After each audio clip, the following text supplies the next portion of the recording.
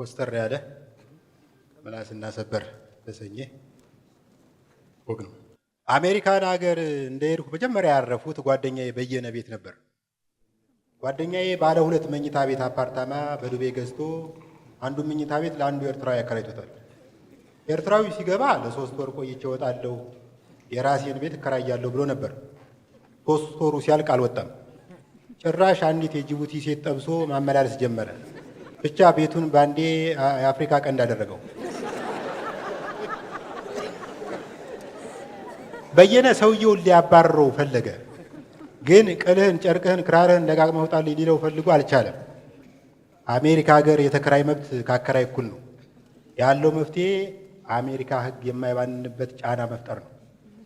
አንድ ቀን ከምኝታ የተነስቼ ሳሎን ውስጥ ባለው የምግብ ጠረጴዛ ላይ ተመቻቸው። በየነ ከፍሪጅ ቆንጆ ፍርፍር አወጣ። ቁርስ እንደጨረስን እንዲህ ባለሙያ አትመስለኝም ነበር አልኩት።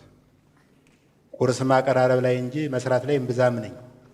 አሁን የበላኸው ተከራዩ ልጅ አጽብሃ ለራሱ ሰርቶ ያስቀመጠው ቁርስ ነው። ኧረ በእናትህ ይደብራል ስለው ሰውየውን አማርሬ ለማስወጣት በማደርገው ጥረት ውስጥ ተሳታፊ በመሆን ደስ ሊል ይገባል። ከዚህ በማስቀጠል ደግሞ ማድረቂያ ማሽን ውስጥ ትቶት የሄደውን ቱታ ትለብሳለህ። ሌላው ጓደኛዬ እዚህ 22 ማዞሪያ አካባቢ የሆነ ደሳሳ ጎጆ በመለስተኛ ዋጋ ተከራየና አሰማመረው። ቀለም አስቀባው። ከዚህ በፊት ያልነበረውን ኮርኔስ እና መስኮት አስገባለት። አንድ ቀን አከራዩ ሊጎበኙት መጡ። ቤቱ የገዛ ቤታቸው መሆኑን ለማመን 1-2 መነጽር መቀያየር ነበረባቸው። ከዛ ትንሽ እያመነቱ ከቆዩ በኋላ ወንድሜ ይኸው በሚቀጥለው ሳምንት የመጀመሪያ ልጄ ከካናዳ ትመጣለች። እሱ ምን አለ? ጥሩ ነዋ፣ ሽቶና ቪታሚን ዛሬ ትመጣለች። እኔ እንዲህ አይነት ችግር የለብኝም። የምኖረው አፓርትመንት ተከራይቼ ነው። በእርግጥ የህንፃው ባለቤት በቅርቡ ከቤቴ ግድግዳ አጠገብ ሌላ ህንፃ ማስገንባት ጀምሯል እና ህንፃው እስኪጠናቀቅ ፕራይቬሲ ከሚባለው ጋር ተፋትቻለሁ። የሚገርማችሁ እኔ ሽንት ቤት ተቀምጬ ዘና እያልሁ በጎራባችን ህንፃ የሚሰራው አናጢ በመስኮት ቁልቁል እያየኝ በውቄ እንዴት ነው ጥሩ እየሄደልህ ነው?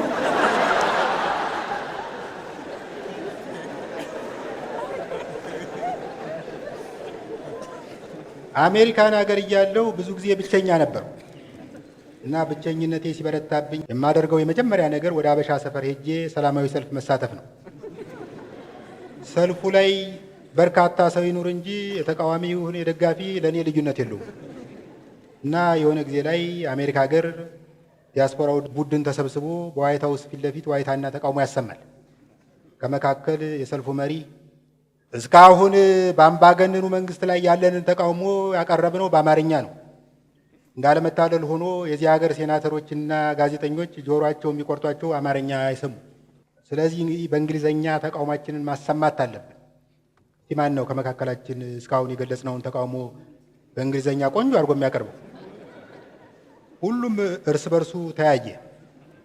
አንዳንዶች እንዲያውም በያዙት መፈክር ፊታቸውን ጋረዱ። ጎበዝ፣ ከኛ መካከል እንግሊዘኛ የሚችል የለም? ድንገት አንድ ሰውዬ እጁን አወጣና እንዲህ አለ፣ አምባገነኑ መንግስት እንግሊዘኛ የሚናገሩትን ለቃቅሞ ስላሰረብን እኮ ነው እዚህ ተቃውሞ ይወጣል።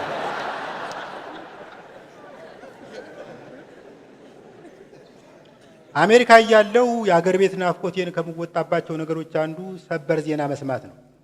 ብዙ ሰበር ዜና እየሰማሁ በሄድኩ ቁጥር አንድ የተረዳሁት ነገር ሟርት የሚባለው ነገር መቅረቱን ነው። ድሮ አንድ ሰው በተደጋጋሚ ይሞታል ተብሎ ከተነገረበት በትክክል ይሞታል። ለምሳሌ ድሮ አፄ ዮሐንስ የጎጃምን ሕዝብ በድለው ወደ መተማ ሲሄዱ አንዲት አልቃሽ እንግዲህ ንጉሱ ደህና ቢመለሱ ምንኛ ጎልድፏል ጎጃሜ መላሱ ብላ ገጠመች። ይህ በተገጠመ ከጥቂት ጊዜ በኋላ አፄ ዮሐንስ ተሰዉ። ይመስለኝ በዚህ ዘመን ሟርት የአገልግሎት ዘመኑን ጨርሷል፣ ወይም ትውልዱ ምላሱ ጎልድፏል። እስቲ አሁን ደብረ ጽዮን የሚባለው ሰውዬ ስንቴ ነው ደከመኝ ሰለቸኝ ሳይል የሞተ?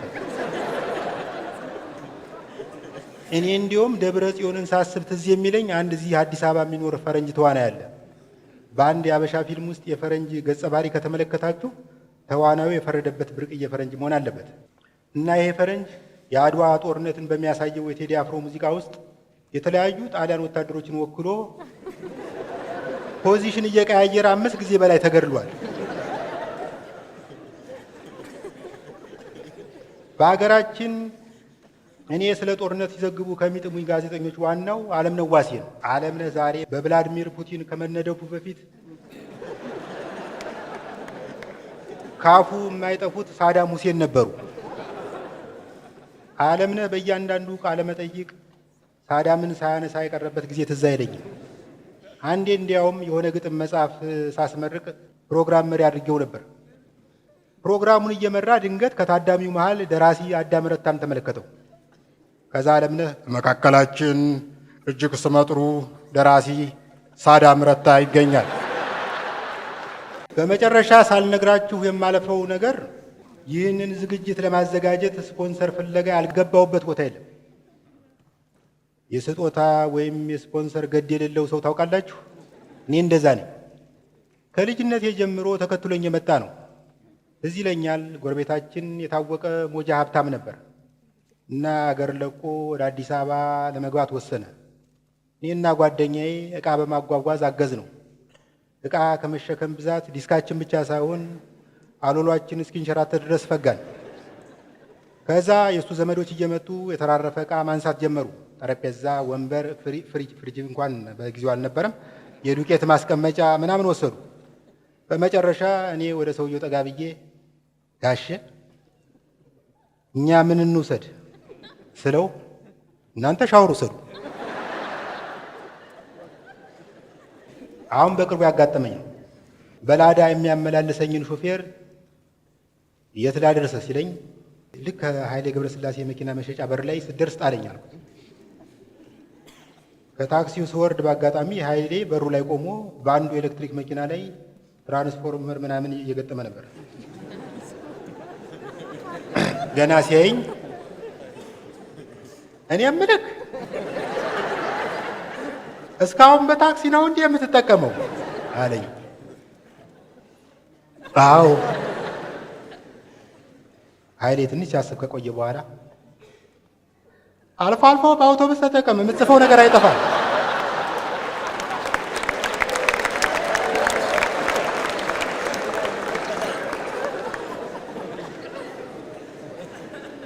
በቅርቡ አታምኑኝም ክትፎ አማረኝ። ለ12 ዓመት ያህል ከስጋ ታቅቤ ከቆየው በኋላ ክትፎ አማረኝ። ሰው በኢኮኖሚ ምክንያት ከክትፎ ባፈገፈገበት ዘመን እኔን አማረኝ። ስጋ አልበላም ብዬ በሚዲያ በይፋ መናገሬን አስቤ ተጸጸቱ። ግን አእምሮቴ እረፍት ሲነሳኝ በቅርብ ያገኘሁት ክትፎ ቤት ውስጥ ገባሁ። አስተናጋጅ፣ አንድ ቆንጆ ክትፎ መረቅ እንዳይበዛበት። ልክ ተደብቆ ጂን እንዳዘዘ ፓስተር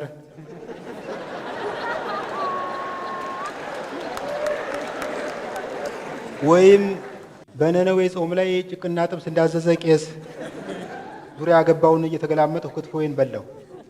ሂሳቡ ሲመጣ ሂሳብ አይመስልም። የሆነ መንግስት ከዓለም ባንክ ጋር የሚፈራረመው የብድር ስምምነት ያለችኝን ለመክፈል ስሞክር ትንሽ ብር ጎደለኝ። የሆነ 700 ብር ገደማ ጎደለ። ከዛ የሆነ ነገር ብልጭ አለልኝ።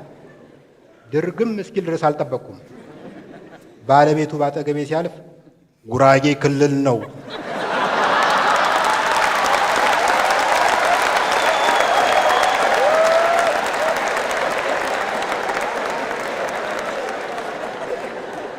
ጉራጌ ክልል ነው፣ ክላስተር ቦምብ ነው ብዬ ጮህ። አስተናጋጁ ጀለስ ሌላ ሞክር፣ ባለቤቱ ዶርዜ ነው።